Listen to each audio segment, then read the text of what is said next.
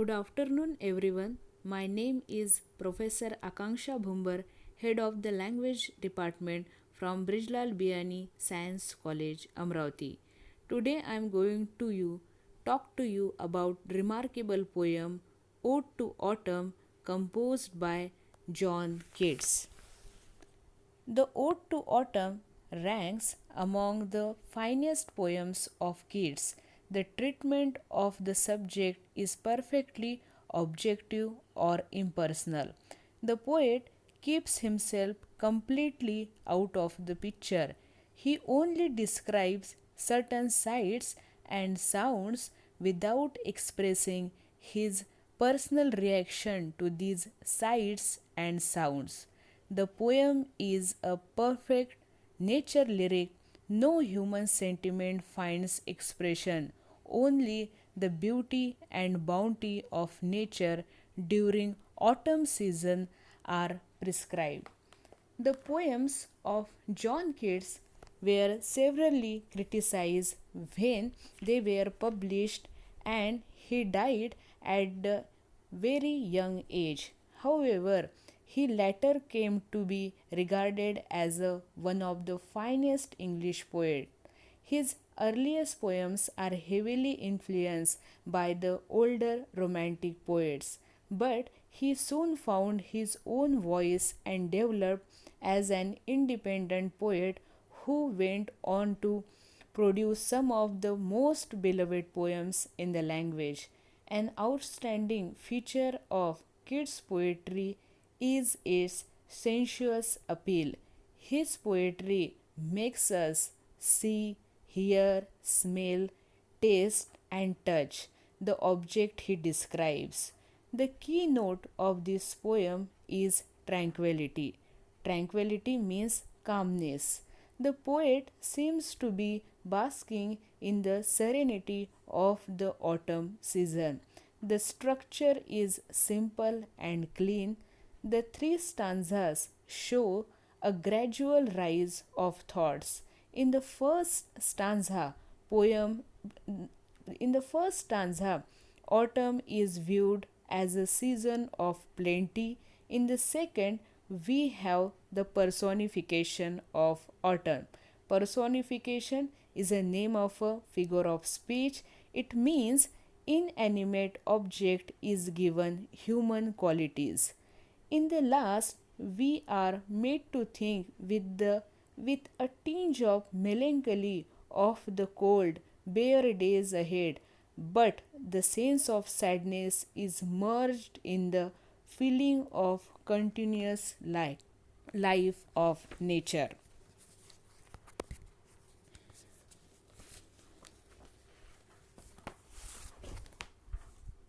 Let us read the poem slowly and understand the meaning.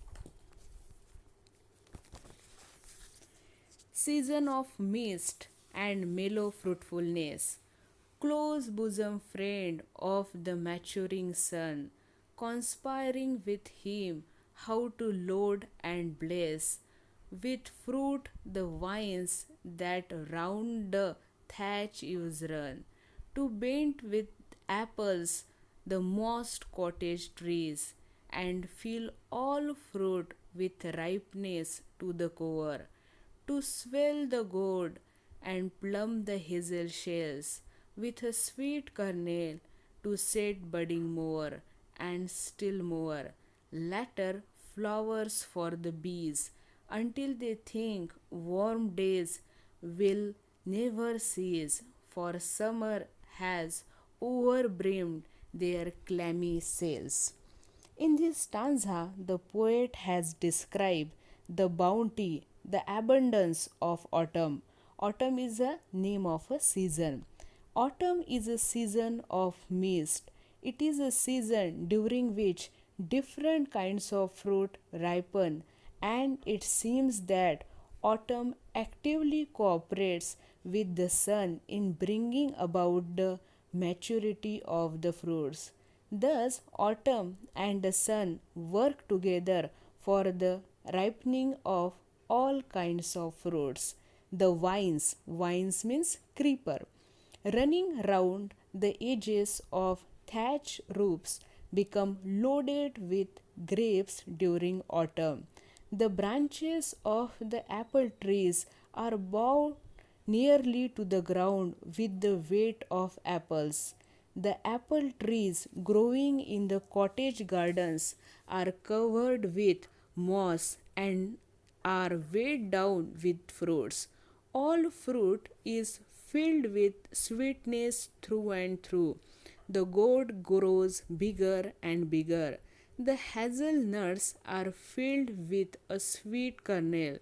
Certain flowers are bloom in autumn. The bees suck the sweetness of these flowers. To the bees, it seems that these flowers represent a continuation of summer. For the bees, therefore, the warm days of summer have not ended.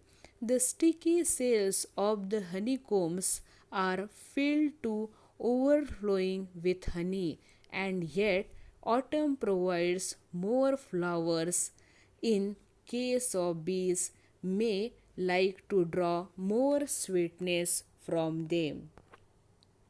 Second stanza. Who hath not seen thee oft amid thy store? Sometimes whoever seeks abroad may find thee sitting careless on a granary floor, thy hair soft lifted by the winnowing wind, or on the half-wreathed furrow sound asleep, drowsed with the fume of poppies, while thy hope spares the next swath and all its twinned flowers. And sometimes, like a gleaner, thou dost keep steady thy leaden head across a brook, or by a cider press with a patient look, thou watchest the last oozing hours by hours. This stanza describes the occupation of autumn. Autumn is here personified as a winnower, as a reaper, as a gleaner, and as a cider presser.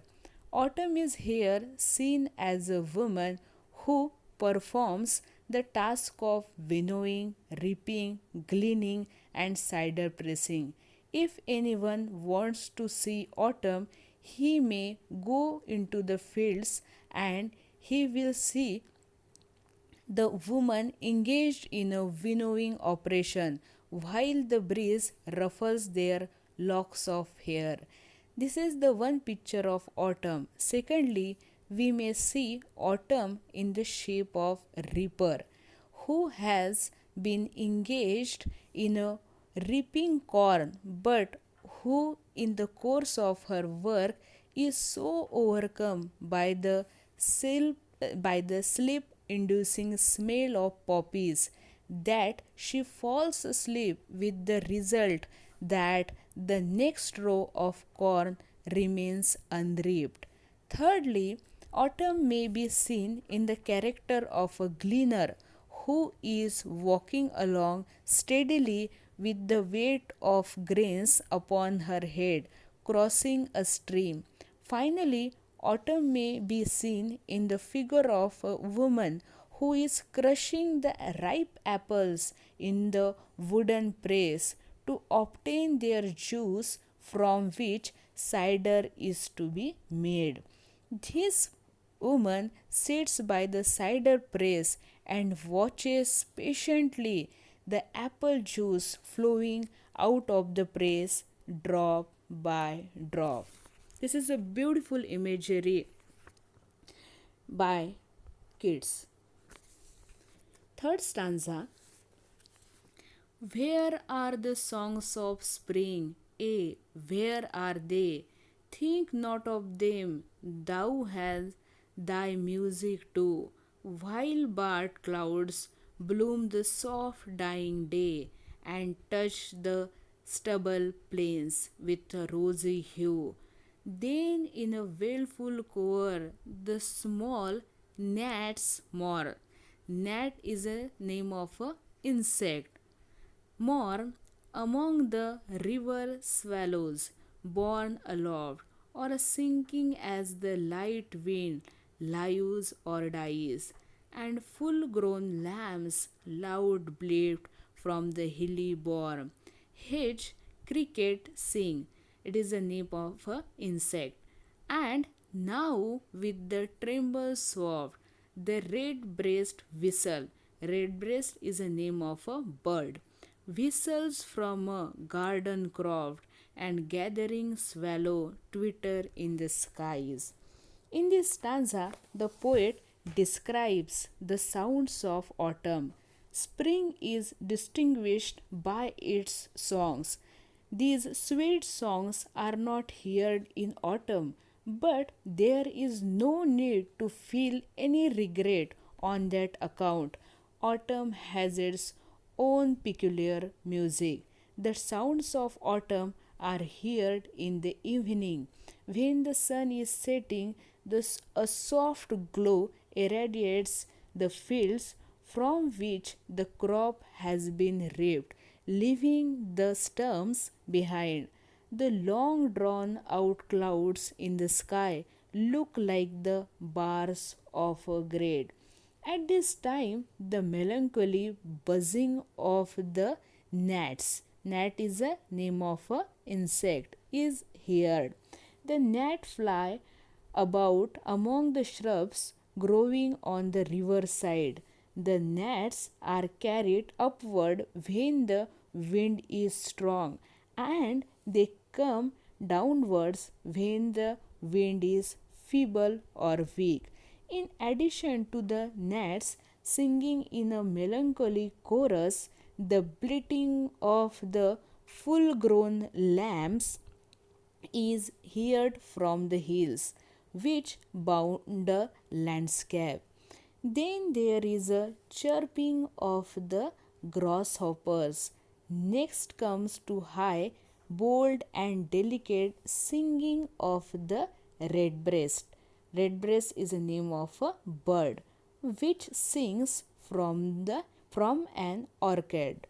Finally, there is the twitterings of the swallows. Swallows is a name of a bird which are gathering in a large numbers to get ready for their winter migration.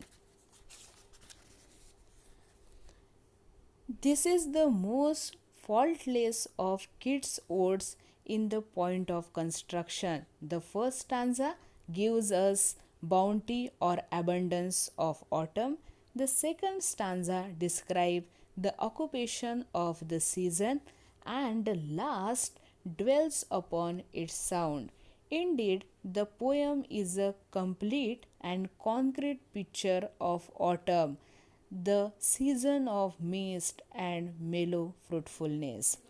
These pictures make the poem human and universal because the internal labors of a man are brought before the eyes of the reader.